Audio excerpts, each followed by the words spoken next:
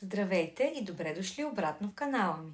Днес ще си говорим за нещо, което буквално взриви TikTok – Skin Cycling. Но какво всъщност означава това? Дали е ново научно откритие или просто добре пакетиран стар принцип? И по-важното, струва ли си да го пробвате? Останете до края, защото ще разбием мита нежно, но научно. Какво е Skin Cycling? Skin Cycling или на български циклична грижа за кожата е концепция, която стана популярна благодарение на американската дерматоложка доктор Уитни Бо. Но какво всъщност представлява? Това е структуриран подход към нощната грижа, при който редуваш използването на активни съставки с дни за възстановяване. Целта е да намалиш риска от раздразнение, да избегнеш пренатоварване на кожата и да й дадеш време да се възстанови между по-силните активни съставки. Ето как изглежда класическият 4-дневен цикъл. Ден 1 – ексфолиране. Използваш химически ексфолиант, най-често с алфа-хидроксикиселини, като гликолова или млечна, бета-хидроксикиселини, салицилова киселина, например, или комбинация от двете. Целта е да премахнеш мъртвите клетки от повърхността на кожата, да изгладиш текстурата и да подготвиш кожата за следващите стъпки в цикъла. Ден 2 – ретиноид. Това е нощта за ретинол, ретинал или друга форма на витамин А. Ретиноидите подпомагат клетъчния оборот, намаляват фини линии и пигментации и са златен стандарт при акне. Но те също могат да предизвикат сухота, лющене и чувствителност. Затова тук идват ден 3 и 4 – възстановяване. Това са двете поредни нощи без никакви активни съставки. Използваш само хидратиращи продукти с успокояващи и възстановяващи съставки, като хиалуронова киселина, серамиди, пантенол, алантоин, сквалан. Идеята е да се даде шанс на кожната бариера да се възстанови напълно, преди да започнеш новия цикъл. След това започваш от начало. Skin Cycling не е строго фиксиран, може да го адаптираш.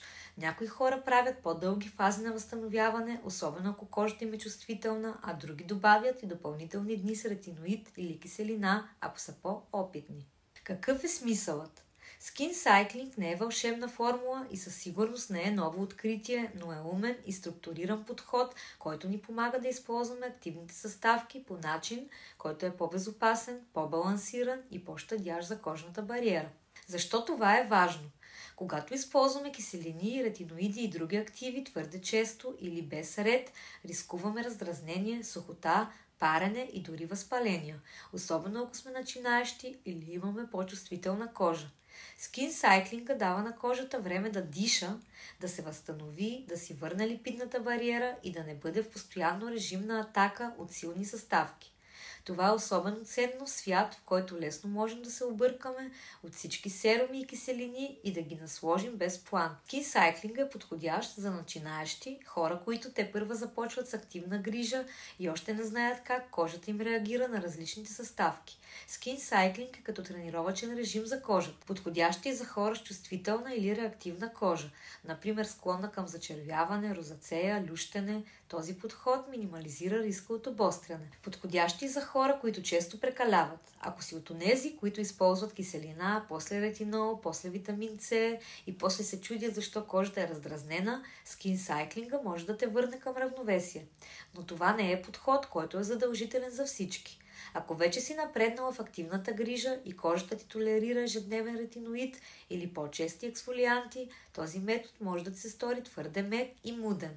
Някои хора се нуждаят от по-интензивен режим, например при акне, себорея или упорита пигментация. В такива случаи се препоръчва консултация с дерматолог, а не просто да следва TikTok тренд. В крайна сметка, смисълът е в осъзнатото използване на продукти и в това да се вслушваме в кожата си. А Skin Cycling просто ни дава лесна рамка, с която да започнем. Работи ли наистина? Накратко да, Skin Cycling работи, но трябва да знаеш за кого и в какви случаи. Да, ако целта ти е да балансираш рутината си и да намалиш риска от раздразнение.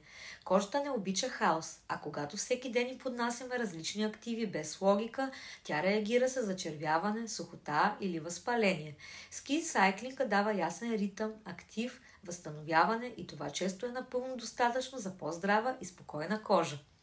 Да, подходяща е, ако си начинаещ или имаш изтощена кожна бариера. Ако до сега не си ползвала киселини или ретиноиди, този метод ти дава сигурен начин да ги въведеш без шок за кожата. Особено полезен е и след периоди на прекаляване, когато кожата е раздразнена, чувствителна или просто на ръба. Но не е подходящ, ако търсиш бързи резултати или имаш нужда от терапевтичен подход. Например, ако се бориш с акне, упорита пигментация или изразени бръчки, може да се наложи по-интензивна и по-честа употреба на активни съставки, понякога дори ежедневно и то под дерматологичен контрол. В такива случаи скинсайклинга може да е твърде бавен и неефективен като самостоятелна стратегия. Важно е да разберем, че скинсайклингът не е някакво научно чудо или нова активна съставка.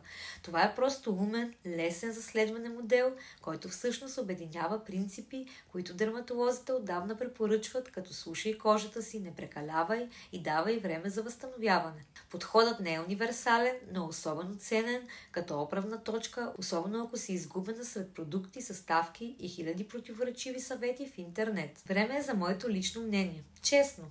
Смятам, че скинсайклинга е полезна и добре структурирана концепция, особено за хора, които те първа започват с активните съставки. Харесва ми идеята за дни за възстановяване, защото наистина вярвам, че кожата има нужда от почивка. И не всяка вечер трябва да бъде бойно поле от киселини, ретиноиди и серуми. Но в същото време не е подход, който аз самата прилагам в момента. Защо?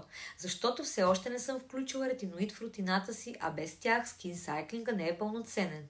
Освен това, моята кожа понася добре доста по-силни формули с киселини, например азелинова киселина, по-интензивни ексфолианти като алфа-хидрокси, бета-хидрокси киселини. В моя случай скинсайклинга би забавил ефекта, който вече постигам с по-хардкор продукти и честно казано не чувствам нужда да го забавям. Но когато реша да въведа ретиноиди, определено бих пробвала скинсайклинга, особено в началото. За мен това е чудесен начин да наблюдаваш реакциите на кожата и да избегнеш онзи класически сценарий с лющене, зачервяване и парене.